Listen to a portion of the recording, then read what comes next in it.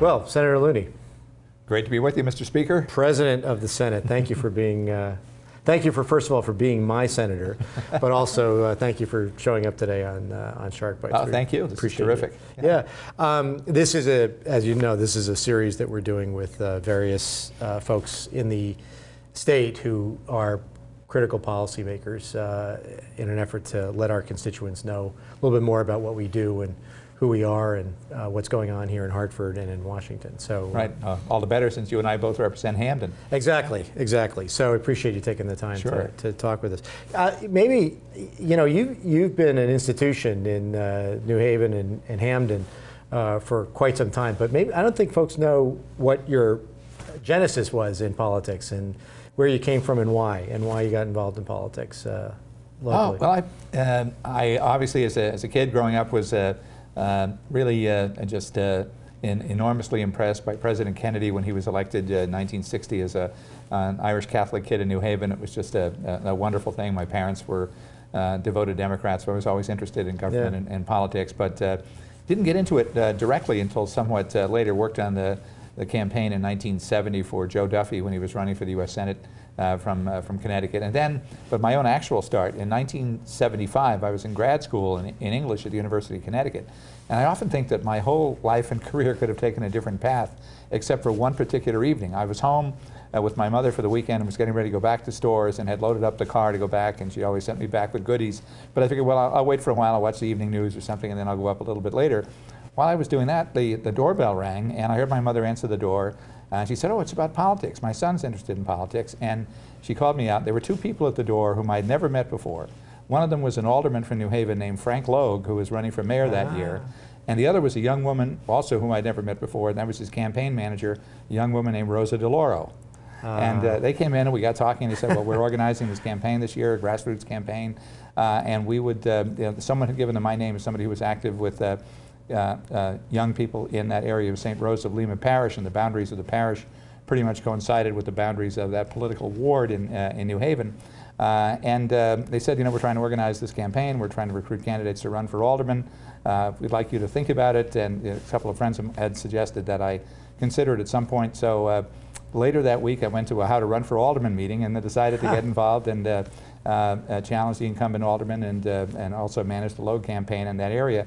And I wound up narrowly winning the primary over the incumbent alderman, although Logue lost that ward, but he did win the primary overall. Right. And then in November, I wound up losing the general election, but he was elected that year. And then in January, when she was putting together the administration, Rosa became the chief of staff and asked if I'd like to go to work, you know, as an aide in the Public Information Office, working directly for Whatever her. Happened to that Rosa DeLauro? Well, yeah, that's right. She was never heard from again.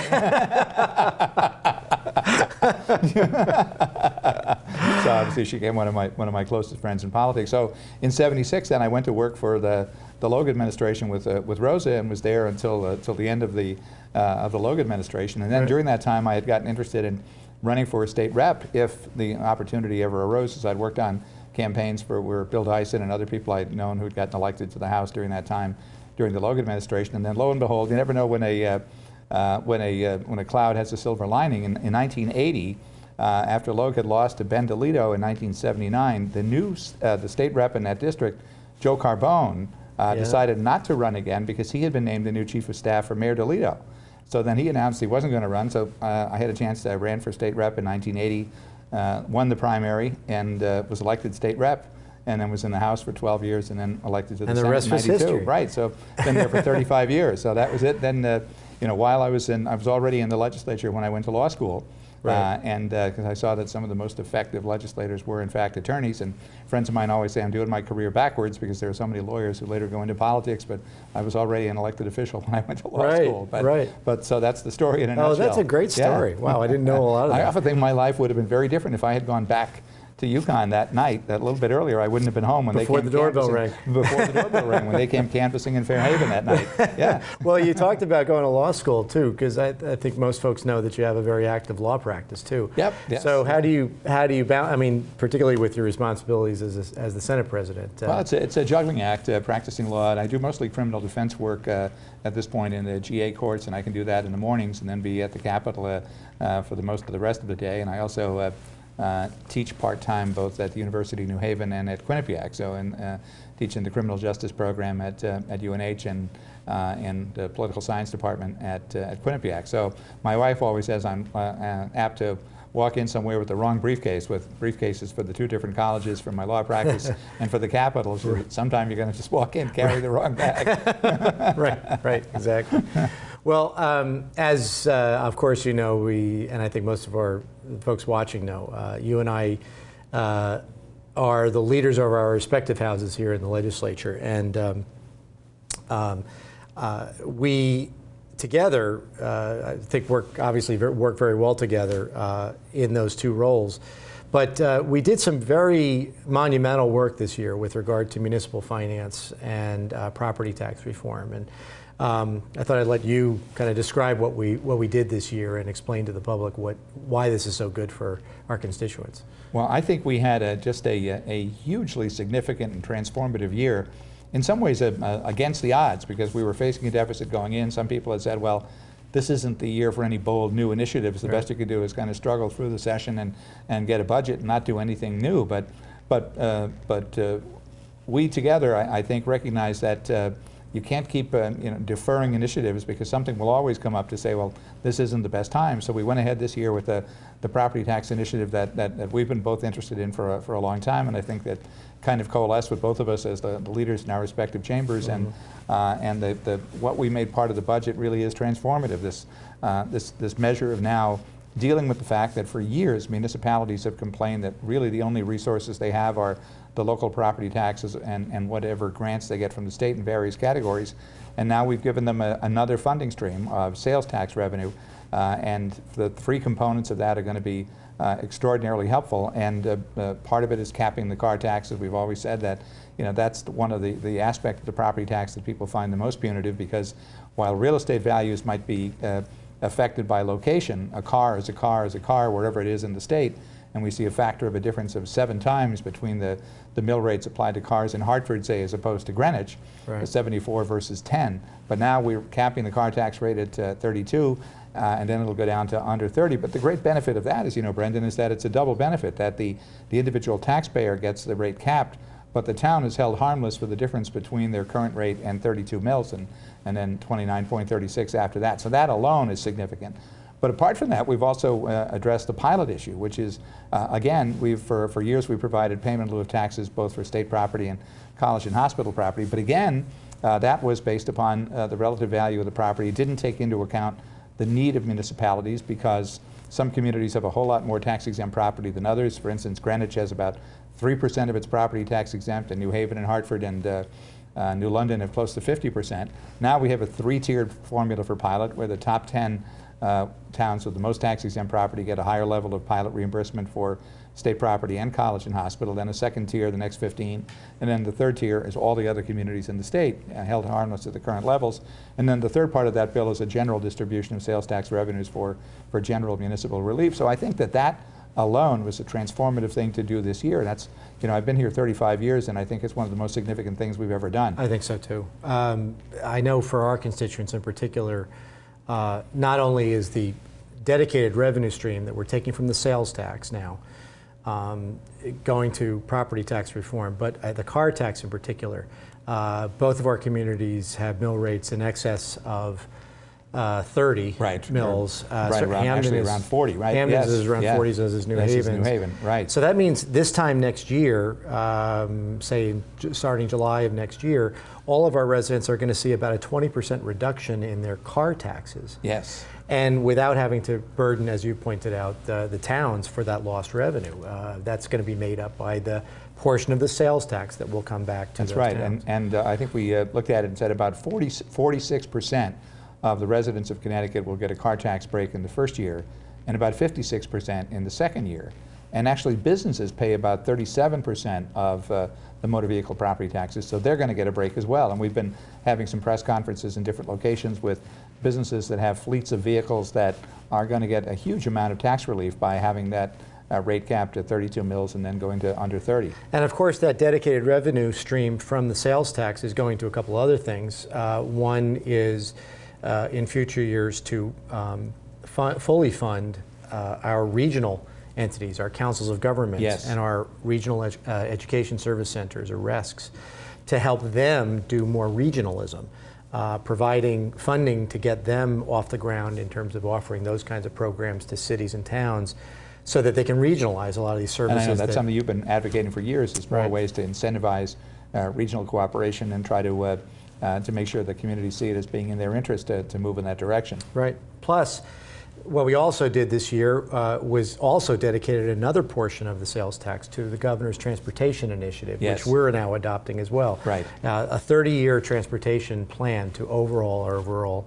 transportation system in the state: rail, roads, bridges, ports, bus lines, all of those things that we really need to not only maintain but upgrade for the future to make Connecticut economically competitive. That's right. I mean, that was the major element of that initiative, that it had the two-pronged purpose, that is both the property tax relief purpose and funding of transportation, both by a diversion of sales tax revenues and now providing significant revenue streams in both cases for what are acknowledged needs. So just as we've said, for decades we've been talking about the need for property tax reform, and for decades everyone's been talking about the need for transportation reform. So we address both in this year's budget. That's right. The other thing that's more of a local issue for us is the fact that we are asking colleges and hospitals to do a little bit more in terms of paying their fair share of taxes.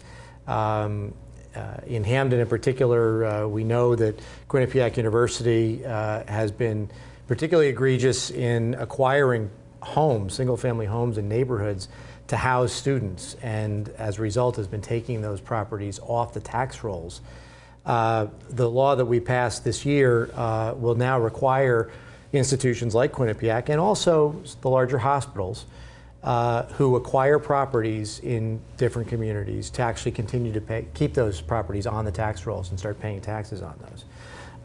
Which I think is a positive step forward for both of our community, for both New Haven and Hamden. It is, absolutely. It's very significant for Hamden in particular because of Quinnipiac and the role that it's played, and obviously it's important in New Haven because of all of the property owned by Yale New Haven. Yeah. And obviously, of course, both the university and the hospital are owners of a major share of property in New Haven. That's one of the reasons why New Haven stands close to the top in the list of tax-exempt properties in the state. So, right. So putting some controls and limits on that is going to be important for both New Haven and for Hamden. Absolutely. So let me get a little bit, since we're both Democrats, let me get a little bit partisan with you. One of the things that I've been frustrated about since the legislative session ended is the sense that I'm getting that the other side of the aisle is really not been positive about Connecticut. That in an effort to score political points, they have had this tendency to either misinform the public about certain things that are happening, mischaracterize things that are happening with terms of job changes and adjustments in corporations, and also not really celebrating the positive things like that we just discussed, or good economic news that's happening in Connecticut. Most recently, for example, the opening of the Amazon facility right. in Wallingford, right. 600 new jobs right in the greater New Haven area. I'd like to get your thoughts, perhaps, for the public as to what that does to the state in terms of its impact on not just the politics of the state, but also the economics of our state. Well, I think what they're doing, and I think you're right, is that they are in effect trying to undermine the reputation of the state for political purposes. Yeah. Talking about, well, if we do this, if we do that, businesses are going to leave, and trying to actually make that a self-fulfilling prophecy. And they really are trying to promote failure for political gains, and also to neglect the fact that we have a number of achievements. The unemployment rate in the state has dropped, the number of jobs that are created has increased.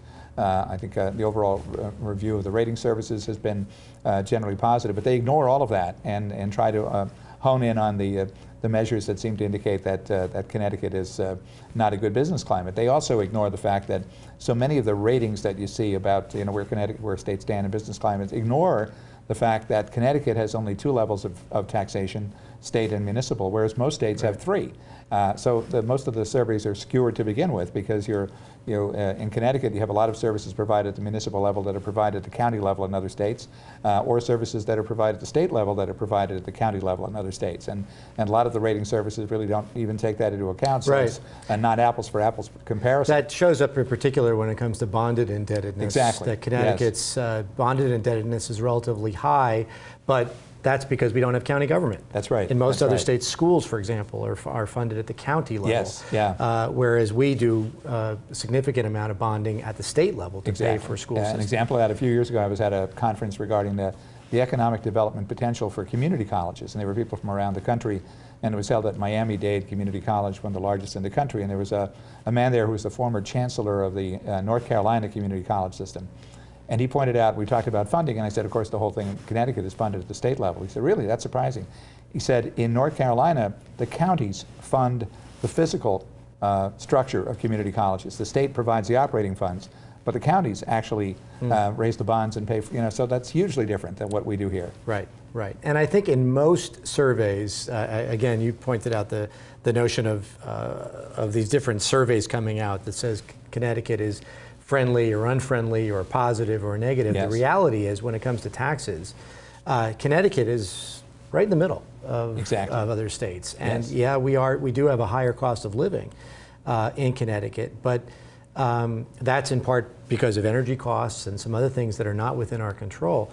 But then the rest of it, I think, is we're actually very well managed. Our state government is one of the considered by many surveys as one of the leanest on a per capita basis in the country, and we always rank at or near the top when it comes to quality of life and educational opportunities, the quality of our workforce. All of those things are really positive things that draw people to Connecticut, and so it's very frustrating to me to see anyone disparage the state for political reasons, to try to score some political points, when the reality is something very, very different. Absolutely right, and that they are just trying to opportunistically, in effect, poison the well for political purposes here. Right, right, right. And I think, unfortunately, there's more of that to come, which is something that I think we need to do these kinds of, take these opportunities to dispel that misinformation that I think is likely to develop over the next year or so, and I think call those things out when they present themselves. Absolutely right, because otherwise, again, you have a vacuum that they're trying to move into in terms of having the misinformation that they're putting forward to become kind of what people believe, unless we can counteract it with the truth. Exactly, exactly. Other legislative accomplishments, do you think, from this past legislative session in 2015?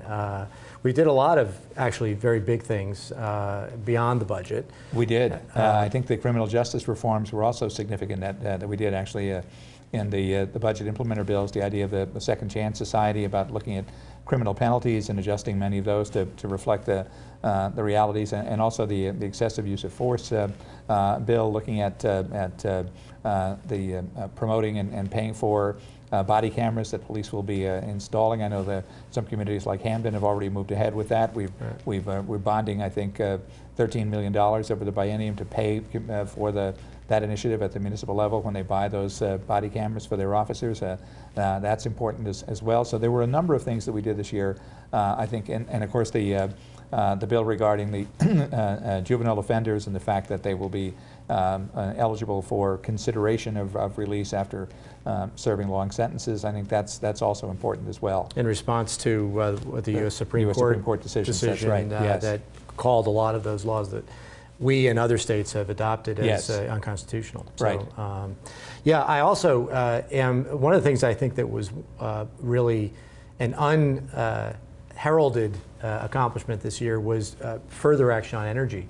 Yes. We did a lot of very innovative stuff, and Connecticut has always led the country on innovative alternative energy proposals in an effort to not only bring our energy costs down, but also make alternative energy available to most of our residents, both at the residential and in the commercial sectors. I think we're actually going to be opening up a lot of the alternative energy opportunities that we currently make available through ratepayer funds to some other industries, which I think will also be a very positive development for the state overall. Absolutely right, because that has been one of the areas where it has been difficult for Connecticut to compete in terms of energy costs. And we know, given the nature of the climate, the fact we don't have oil deposits like other parts of the country, or right. Natural gas on site, and energy costs have been one of our challenges. But I think that some of the initiatives we took this year will be helpful both to individuals paying their energy bills, but also to businesses in terms of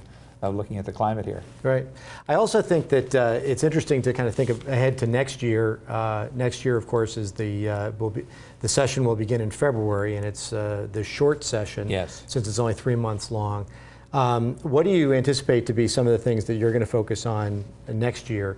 Have you begun to think about those things yet? I know I've got a couple of things in the back of my mind, but what other things are you thinking about? Well, one of the things I think that there's an interest in is there have been the recent statements both by Chief Justice Rogers and the new head of the Bar Association, Bill Clendenin, and also the Dean of the UConn Law School, Dean Tim Fisher, about the need to look at availability of legal representation in the state on the civil side. Obviously, we provide public defenders on the criminal side, but there really is a need, I think, for an expanded sort of what's called civil Gideon after Gideon versus Wainwright. Mm-hmm. to try. Some other states up to this point have taken some more initiatives to provide for the fact that so many people go unrepresented in housing court cases and custody cases and restraining order cases, and there ought to be a way, given the fact that there's such a high level of unemployment or underemployment for new lawyers, and also a large number of people without representation. There ought to be a better way to match up that market and, and mean that there are fewer people without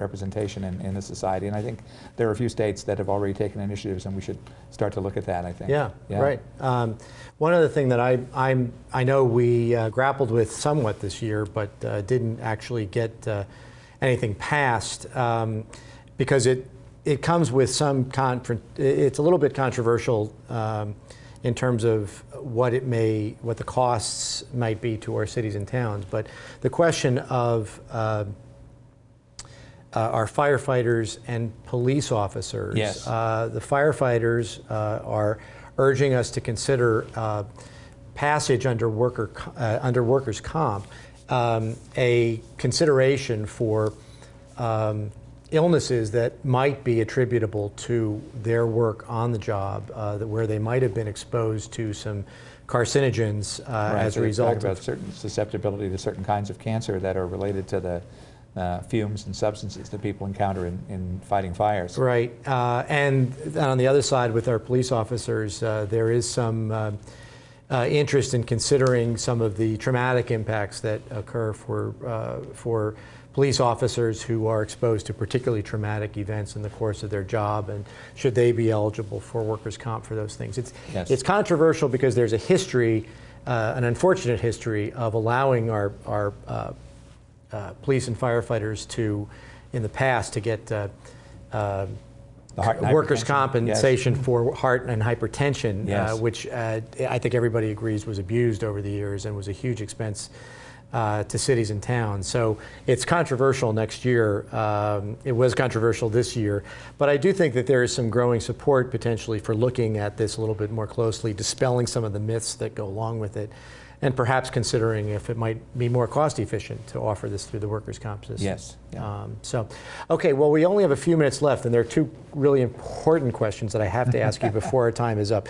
First, what do you think, what are your predictions? Everyone who knows you knows that you are an aficionado on Heisman Trophy. So who do you think are the front runners this year for the Heisman Trophy? Well, I think Cardale Jones of Ohio State is is a front runner, kind of a quarterback who emerged at the end of last year. But it's always hard to predict, because sometimes either an injury or an early season loss can knock somebody out of sort of like Geno Smith and the Jets. That's right, exactly that. But it's one of the things that's it's always fascinating is that you look at what happens over the years, and that sometimes there are a number of of schools that have been football powers for years that have never had a Heisman Trophy, you know, which is even like Michigan State, Georgia Tech, places like that have national powers. But and you know, if you look at the Ivy League, it's always interesting. Yale had 2 in the early years, and Princeton had 1. So that's probably something they'll always have over Harvard. You know? Oh, right.